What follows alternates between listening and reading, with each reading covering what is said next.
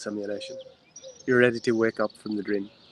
You're ready to become what you came here to become. Is this a simulation? Is this an artificial dream? Are we living in this false reality? We're going to talk about that today.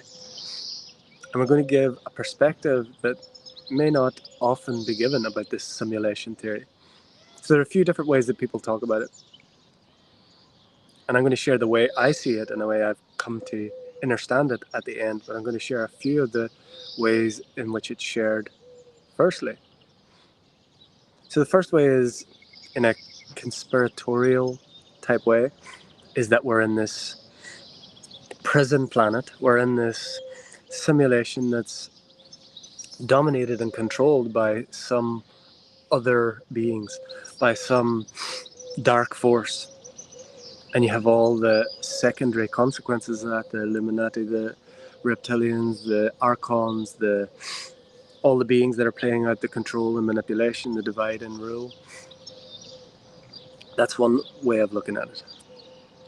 The other way is a purely scientific way of looking at it, where there's a simulation theory. But like all science posits hypotheses, it posits ideas, and true science tries to disprove itself.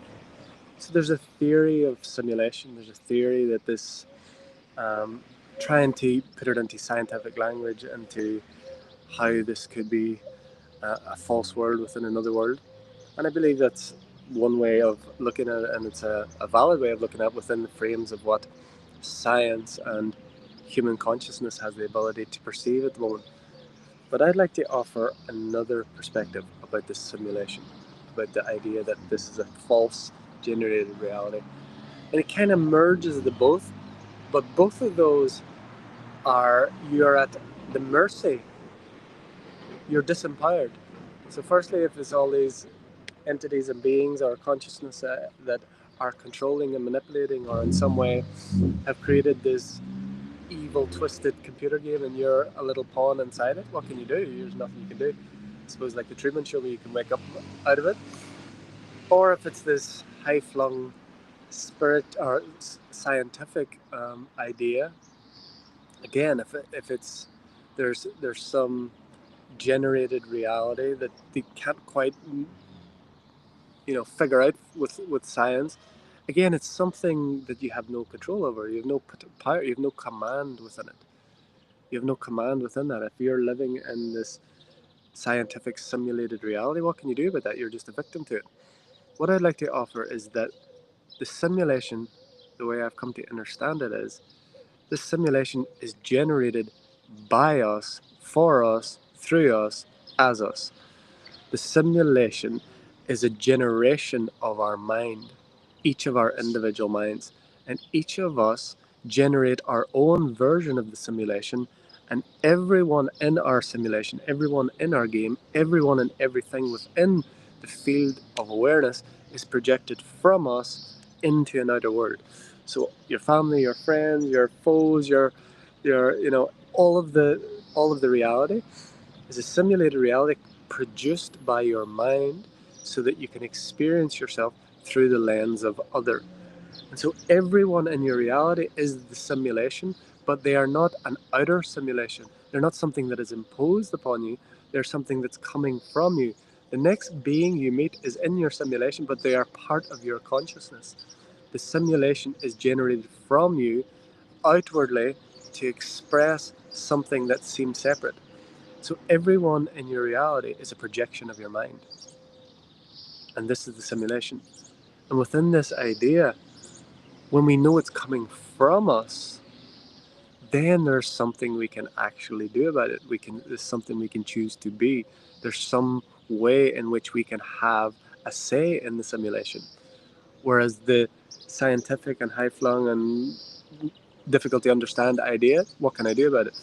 The controlling, the domination, the beings that are creating a simulation and just playing and toying with these little humans and using them for their playthings, again, there's nothing you can do about it. But when you realize that the simulation is a projection of your mind, and every character in your simulation is a projection of your own consciousness, then you begin to take command. then you begin to see this person acting in this way, showing me a part of myself. And if I want to shift this simulation, I shift the being in the mirror, I shift the source of the projection, I shift the source of the simulation. The simulation is coming from me. There's nothing separate from me. Even all the parts that I judge and condemn and separate, they are a part of my consciousness. It's just like when you dream at night, you fall asleep in this dream and you go to sleep. There's lots of dream characters show up, and it can be very real. It can be very convincing. You can actually have feelings, emotions. You can actually have physical sensations. But what happens when you wake up in this dream? You realize all of those beings were projected in your consciousness. You may have dreamt about someone that lives on the other side of the planet or the other side of the galaxy. It doesn't matter. But what happened was you woke up in this dream and you realize they were always just part of your consciousness. And what is happening in this dream, in this simulation, is this is just an elongated version of a dream at night. And we'll go into the astral realm and all of the other things about that, what dreaming and nightmares are. But we'll maybe go into that here. But if we begin to see that the simulation comes from us and there's nothing separate from us and everything is a projection of our consciousness, then we no longer try and fix or change or heal or be an activist in the world. We turn within and see that I am the source of the simulation. I am the consciousness through which this is all projected, and every being that appears in this simulation is an aspect of my consciousness. And whenever we choose to drop this body, we will awaken, like awakening from the dream, from the what we call a dream or a nightmare at night in this dream, and we'll wake up to an even grander version of ourselves, waking up out of this simulation, and on and on and on and on until we merge. And again, on and on and on and on. It's just a time thing. It's not even real. The time is a part of the simulation as well. We already are that, but we're like in the movie Inception, we're in dreams within dreams within dreams, so that we can experience ourselves. Because consciousness is everything. God is everything. The universe is everything. If you are the all of everything, and you are, and we are a part of the all of everything can't know itself unless it projects a part of itself separate from itself to experience itself. That's what the simulation is. Simulation is a projection of our mind, a projection of consciousness that allows us to see the parts of ourselves played out in roles called mother, father, son, wife, husband, enemy, friend. All of these things are a product, a piece of, an aspect of our consciousness projected outwards. And this dream, and the only difference in this dream and the dream that we call dreams and nightmares, is that this is elongated. We use the tool of time to make it longer. So it seems like I live 70, 80, 90, or 144 years, and I have all these experiences, and there are all these different people in my reality. But in actuality, they are just a projection of our consciousness. So if what we are projecting into our simulation, into our dream, into our life, is not what we wish to experience, we no longer have to look outside. Like Carl Jung said, those who look outward sleep, those who look inward awake. It's been everywhere. And I'd like to just touch on the second part, or the first part that I talked, the beings or the energies that actually are a part of this consciousness that would prefer that we do not awaken to this. I call them the rascals. There's many names for that. So just to cycle back to say that because we are in a mind projection, a simulation made of our own consciousness, and most of us, the vast majority of us, don't know it, and I didn't know it for most of my life, there are beings, there are energies which are part of the one consciousness that take advantage of that. They use our ignorance, they use our lack of knowing against us, so to speak, to keep us in this game. But we're not a victim to them. We are giving them that opportunity by not remembering who we are. They just take advantage of us not knowing, but we're not imprisoned. We're not imprisoned in this simulation. We are the simulation. We project the simulation out of us. And so these beings and these energies that we term controlling or manipulating or dominating or, doing the things that we see on the earth, are just taking advantage of our ignorance. They're not some all-powerful beings. They have literally no power. They don't have any power. Their only power is to use a weakness that we have given them, and it's just our ignorance. And it's so simple to recognize it, that everything is a part. There's nothing separate from consciousness. There's nothing separate from what I am. I am, and I always have experienced the I am that I am. So these beings, these energies, are part of the way that we remember. Remember thyself. Know thyself. So they're playing the role of the controllers, the dominators, the warmongers, all of that. And what I'm talking about beyond human here. There's humans that play out their agenda, but they're all part of the simulation, and they're all part of this one simulation. And if you're watching this at 11:11, they're part of your simulation to wake you up out of ignorance, to wake up and remember who you are. And rather than judging, condemning, punishing, looking outward, which is asleep, we look inward and awaken and remember, it's all part of me. It's always been me. There's nothing else. There's nothing separate. I am that I am. Then we begin to consciously take command of our simulation. Because there's nothing within this simulation that limits us whatsoever.